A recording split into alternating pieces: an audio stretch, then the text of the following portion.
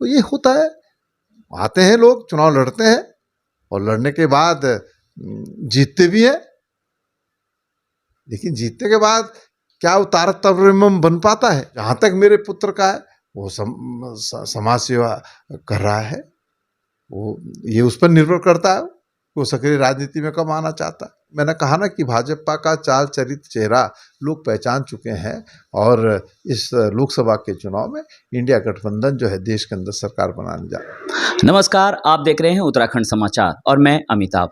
आज हमारे साथ फिर से एक शख्सियत मौजूद है। हम मौजूद हैं प्रीतम सिंह के साथ, चकराता विधायक, क्योंकि लगातार 6 बार के विधायक हैं, सक्रिय राजनीति में हैं और इस समय विपक्ष की भूमिका निभा रहे हैं, क्योंकि प्रचार समिति के अध्यक्ष रहे हैं। इनके नेतृत्व में लड़ा गया है। तमाम लोकसभा चुनाव पर भी बात होगी और इनके राजनीतिक करियर पर भी बात होगी। आइए सीधे बात करते हैं प्रीतम सिंह से, चकराता विधायक।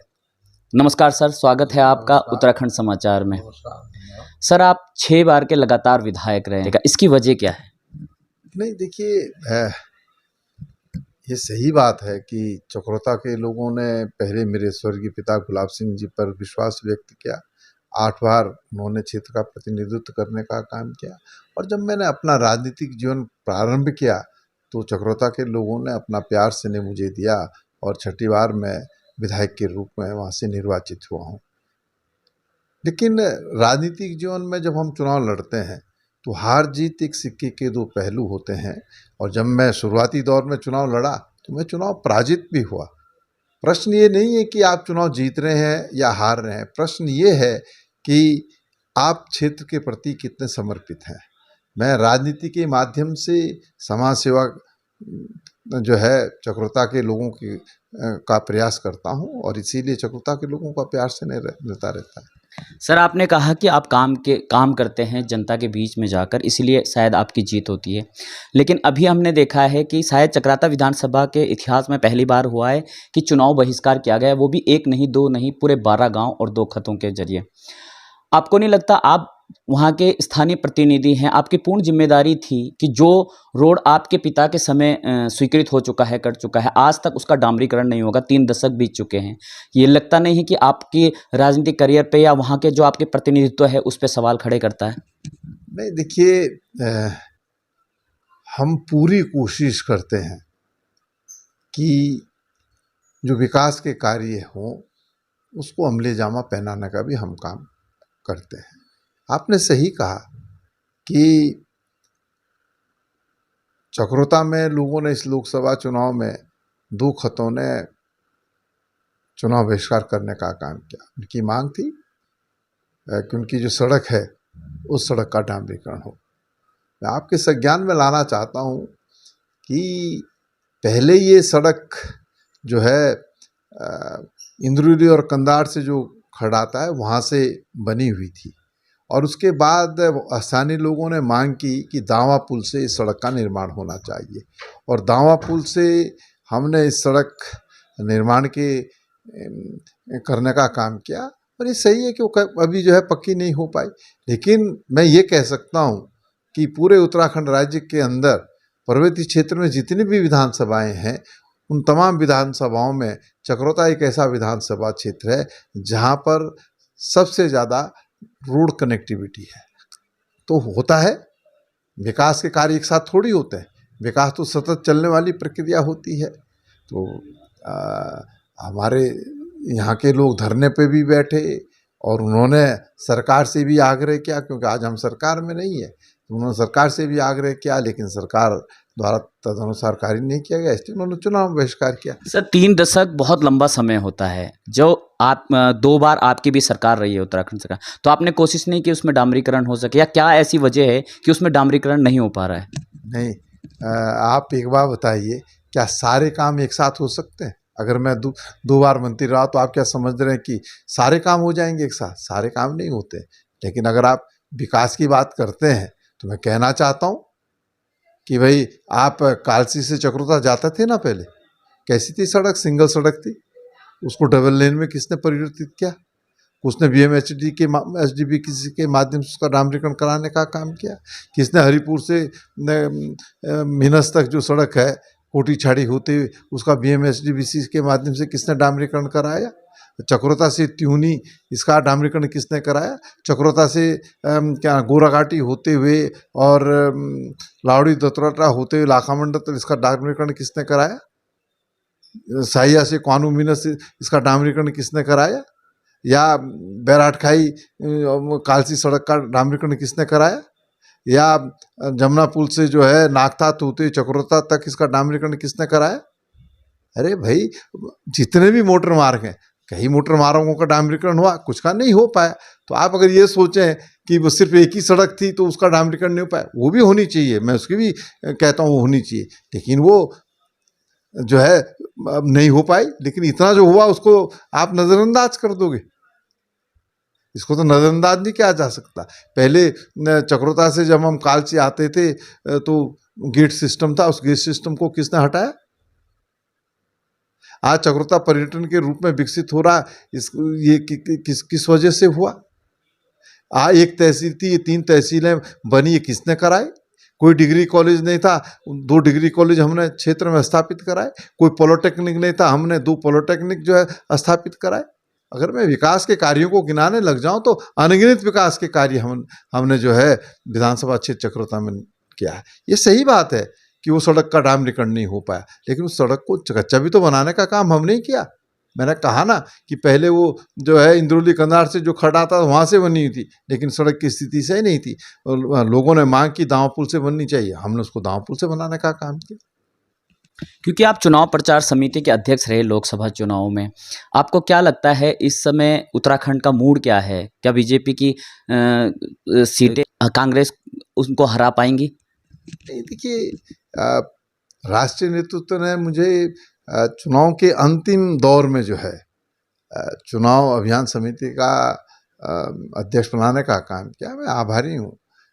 लेकिन मैं समझता हूँ कि आज आम जन जो है महंगाई से त्रस्त है, बेरोजगारी से त्रस्त है, किसानों की आय दोगुना कैसे होगी, बात तो होती है, लेकिन किसानों की आय दोगुना नहीं हो पाई है। कानून व्यवस्था पूरी तरीके से ध्वस्त है, अंकिता भंडारी को न्याय नहीं मिल पाया। इसके साथ साथ अग्निवीर योजना चला करके नौजवान साथियों के हाथों से रोजगार छीनने का काम सत्ता में बैठे हुए लोगों ने किया है। धीरे धीरे आप देख रहे होंगे अनुसूचित जाति जनजाति का जो आरक्षण है उसमें भी कटौती होती जा रही है। तो एक विषय तो मैं कहूँ, तमाम विषय है, भ्रष्टाचार में सरकार सर से पांव तक डूबी है। और मैं समझता हूँ कि लोगों ने इसके मद्देनजर रखते हुए वह कांग्रेस को निश्चित रूप से वोट देने का काम भी क्या होगा, कांग्रेस में विश्वास व्यक्त करने का भी काम क्या होगा, ऐसा मेरा मानना है, और हम चुनाव जीतेंगे।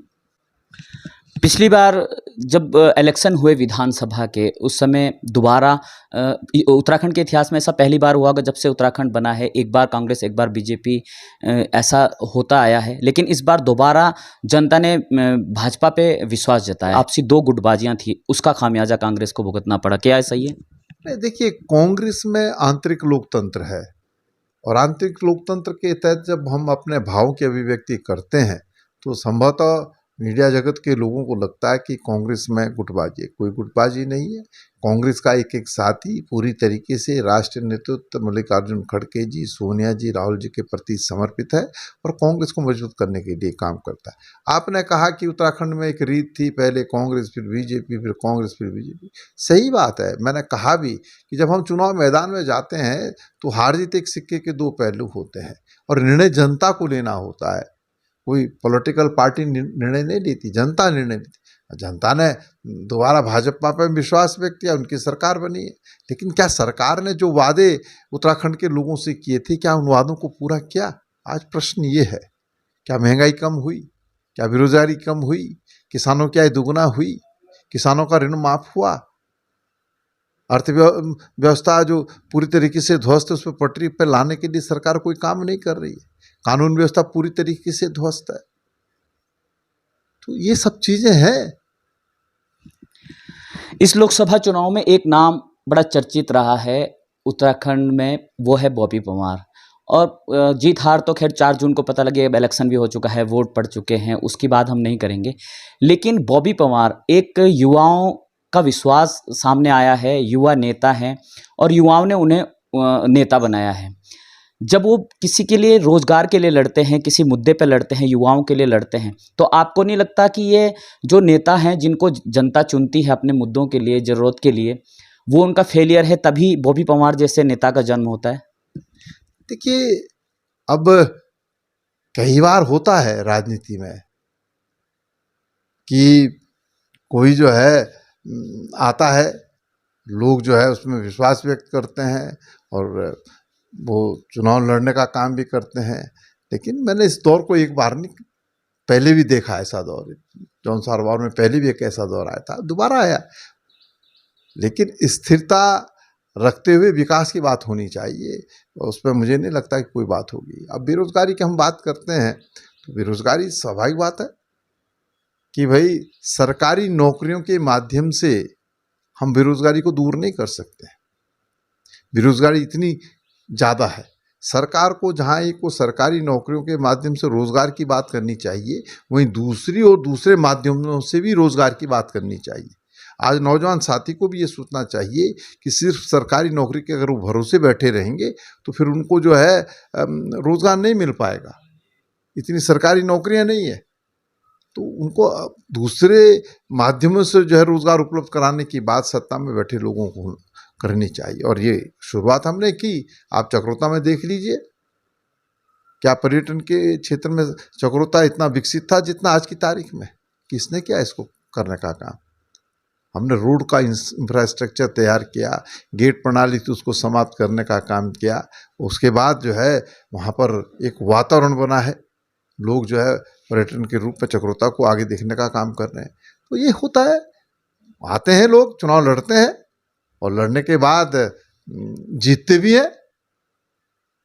लेकिन जीतने के बाद क्या वो तारतम्यम बन पाता है, या जो वादे होते हैं वो पूरे हो पाते हैं? ये बहुत महत्वपूर्ण प्रश्न है। आप इतने वर्षों से राजनीति में हैं और आपने कई लोकसभा चुनाव भी देखे हैं। आपको नहीं लगता कि जो अब आजकल की जो राजनीति है उसका स्तर लगातार गिरता जा रहा है? नहीं, सही बात है। जो लोग शीर्ष पदों पर बैठे हैं, अगर वो राजनीति का स्तर गिराने का काम करेंगे तो स्वाभाविक बात है राजनीति का स्तर गिरता है। अब देश के प्रधानमंत्री कहते हैं कि मंगलसूत्र जो है उस पर भी जो है कांग्रेस डाका डालने का काम करेगी। मैं पूछना चाहता हूं कि जो सोना 2014 तक 28,000 रुपये का 10 ग्राम था, आज वो कितने में हो गया? आज वो 70 के पार चला गया, 73,000 जो है क्या नाम प्रति 10 ग्राम हो गया। तो कौन डाका डाल रहा है? 70 साल में सोना 28,000 तक पहुंचा और 10 साल में 28,000 से 73,000 तक पहुंचा है। तो आप अंदाज़ा लगा सकते हैं कि मंगलसूत्र को छीनने का काम कौन करे। तो इस स्तर की अगर बात देश के प्रधानमंत्री कहेंगे तो मैं समझता हूँ कदापि उचित नहीं। जब भी कोई चुनाव आता है तो लोगों के बीच में चर्चा बहुत रहती है कि प्रीतम सिंह अब बीजेपी में शामिल हो रहे हैं। अक्सर सुनने में आता है, पिछले विधानसभा चुनाव में ये सुनने में आया, अभी लोकसभा जब चुनाव शुरू है उस समय सुनने में आया। कितनी सच्चाई है इस बात में? अरे भाई, मैं कहाँ हूँ आज की तारीख में, तो आपको पता है। चर्चा हुई तो क्या मैं बीजेपी में सम्मिलित हुआ? मैं तो कांग्रेस में हूँ, मैं कांग्रेस का निष्ठावान सिपाही हूँ। और उतार चढ़ाव राजनीतिक जीवन में आते हैं, उनसे प्रीतम सिंह घबराने वाला नहीं है। हमने उतार भी देखे हैं और चढ़ाव भी देखा राजनीति का, लेकिन हम चुनाव जीते भी हैं, हम हारे भी हैं। हम जब हारे तब भी ऐसे रहते थे, जीते तब भी ऐसे रहते हैं, मंत्री रहे तब भी ऐसे रहे। तो हमारा लक्ष्य तो है, हम जो है जिन लोगों ने, जिन चक्रोता के लोगों ने बारंबार हम पे विश्वास व्यक्त किया है, उनकी सेवा करने का भाव हमारे मन में, और वो सेवा हम करते आएंगे, हम पद पर रहें। क्योंकि आप सक्रिय राजनीति में हैं, राजनीति को बहुत अच्छे से समझते हैं। देश का मूड कैसा लग रहा है, किस ओर जा रहा है? क्या वो भाजपा को फिर से एक बार सत्ता में देखना चाहते हैं या इस बार कांग्रेस बाजी मारेगी? नहीं, देखिए, देश के अंदर लोकसभा का चुनाव गतिमान है और 2 फेज का चुनाव हो गया है। और 2 फेज में जो देखने में आया है, वो देखने में ये आ रहा है कि इंडिया गठबंधन जो है वो बढ़त बनाए हुए है। और भाजपा के नेताओं द्वारा, देश के प्रधानमंत्री जी द्वारा जिस तरीके की बातें की जा रही, लक्षित होता है कि भाजपा में हताशा भी है, निराशा रूप से। आज देश का आम जन सत्ता में बैठे लोगों से पूछ रहा है कि जो वादे आप लोगों ने किए थे, उन वादों को पूरा क्यों नहीं किया? क्या कहा था कि अच्छे दिन आएंगे, उसका पता नहीं है। नौजवान, 1 साल में 2 करोड़ नौजवान साथियों को रोजगार मिलेगा, वो रोजगार नहीं मिल पाया है। महंगाई कम होगी, महंगाई के अंकुश लगेगा, महंगाई अपने चरम पर है। हम किसानों की आय दुगना करेंगे, किसान सड़कों पर संघर्ष करने के लिए बाध्य है। देश की अर्थव्यवस्था पूरी तरीके से तबाह करने का काम सत्ता में बैठे लोगों ने किया है। इसलिए आज जो वादे उन्होंने किया उस पर बात नहीं करते हैं, उसके इतर जो है दूसरी बातें करते हैं। तो लोग समझ चुके हैं। मैंने कहा ना कि भाजपा का चाल चरित्र चेहरा लोग पहचान चुके हैं, और इस लोकसभा के चुनाव में इंडिया गठबंधन जो है देश के अंदर सरकार बनाने जा रहा है। आपके विरोधियों के द्वारा बार बार आप पे आरोप लगाया जाता है विधायक निधि को लेकर, और कहा जाता है कि चकराता विधानसभा में विधायक निधि की एक बंदर बांट होती है, केवल वोटर को अपने पक्ष में करने की, जबकि विधायक निधि विकास के लिए होती है, क्षेत्र के विकास के लिए। देखिए, विधायक निधि हमको मिलती है, हम उसका आवंटन करते हैं, उसके बाद जो कार्यदायी संस्था होती है वो निर्माण कराती है। इससे विधायक का क्या मतलब, मेरा क्या मतलब? जैसे आपने अपने पिता की विरासत को संभाला राजनीति में, आपके पुत्र अब सक्रिय राजनीति में कब आएंगे? नहीं, देखिए, ये सही बात है कि मुझे राजनीति विरासत में मिली है, इसमें कोई दो राय नहीं। लेकिन जब हमको राजनीति विरासत में मिलती है तो उसके बाद तो हम हर 5 साल बाद इम्तिहान देते हैं भाई। राजनीति में विरासत नहीं चलती है। राजनीति में आप किस तरीके से समाज सेवा करने का काम कर रहे हैं, उससे चलती है। तो भाई, मुझे अगर माना मेरे पिताजी की विरासत मिली तो उस विरासत को आगे बढ़ाने का मैंने काम किया। हर 5 साल बाद जो है हम जनता के बीच में जाते हैं, और जनता के बीच में हम इम्तिहान देते हैं, और जनता पर निर्भर करता है वो हमें पास करे या फेल करे। तो जहाँ तक मेरे पुत्र का है, वो समाज सेवा कर रहा है, वो ये उस पर निर्भर करता है वो सक्रिय राजनीति में कब आना चाहता है, ये तो उस पर निर्भर करता है। वो तो क्या नाम है, वाइपो में था, वहाँ स्विट्जरलैंड में जो है काम कर रहा था, उसको 8 लाख रुपए महीना वेतन मिलता था, उसको छोड़ करके आया। अब उसकी इच्छा है, वो क्या करना चाहता है, राजनीति करना चाहेगा तो भाई राजनीति एक बार तो मेरी वजह से विरासत में मिल जाएगी, लेकिन उसके बाद कर्म तो उसे ही करना है। वो काम करेगा, लोग स्वीकार करेंगे, और वो राजनीति में आना चाहेगा तो आ जाएगा, और वो क्या नाम राजनीति नहीं करना चाहता है तो उस पर निर्भर करता है। पिछले विधानसभा चुनाव में एक बात उभर कर आई जनता के बीच में से कि अगर प्रीतम सिंह की जीत हुई है चकराता से इस बार, तो वो केवल और केवल बीजेपी में 2 गुटबाजी के चलते हुई, 2 शीर्ष नेता थे उनकी गुटबाजी के चलते, और जो एक इस समय सत्ता में हैं उन्होंने पूरा समर्थन प्रीतम सिंह को दिया। आप मुझे बताइए, क्या 2002 में भी भाजपा में 2 गुट थे? क्या 2007 में भी 2 गुट थे? या 12 में 2 गुट थे? 17 में 2 गुट थे? 22 में आपने कहा 2 गुट है। मुझे तो किसी भारतीय जनता पार्टी के आदमी ने कोई समर्थन नहीं दिया। मुझे तो चक्रोता की जनता ने अपना प्यार से ने आशीर्वाद दिया है। मैं चक्रोता के लोगों के प्यार से न आशीर्वाद से चुनाव जीता हूँ। किसके यहाँ क्या गुटबंदी है, ना मैंने कभी इस पर ध्यान दिया, ना मैं कभी ध्यान देता हूँ। अंत में जनता के लिए आपका क्या संदेश रहेगा?